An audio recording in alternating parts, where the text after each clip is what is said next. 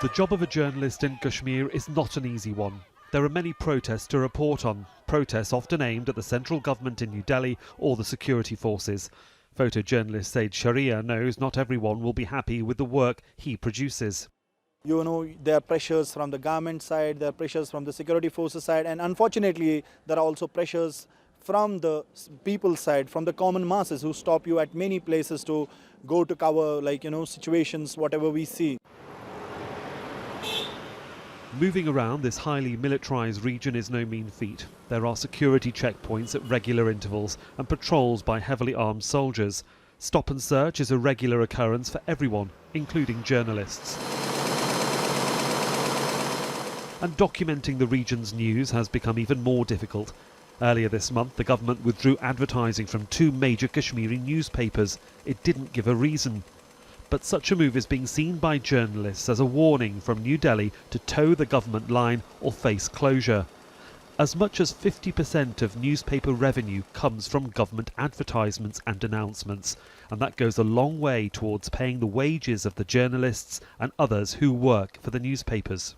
It has been happening for a long time. We had 2016 agitation. Kashmir Reader was banned for 3 months. It was straight away it was banned, but that time there was a formal order. Newspaper editors hit back, printing blank front pages to illustrate the pressure they feel is being placed on them by New Delhi. Asif Sultan writes for a local magazine, but he's been detained and accused of harbouring rebels. His family hasn't seen him since last August. He is innocent. Even police know that he is innocent. Despite that, they charged him. This is what happens on a news story.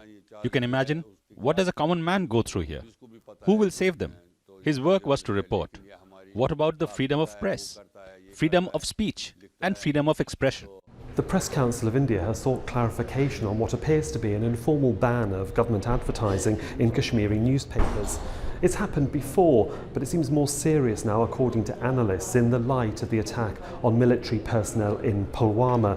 It also raises a much larger question of freedom of the press across India and how far journalists are willing to go before falling foul of the government. Sohail, Rahman, Al Jazeera, New Delhi.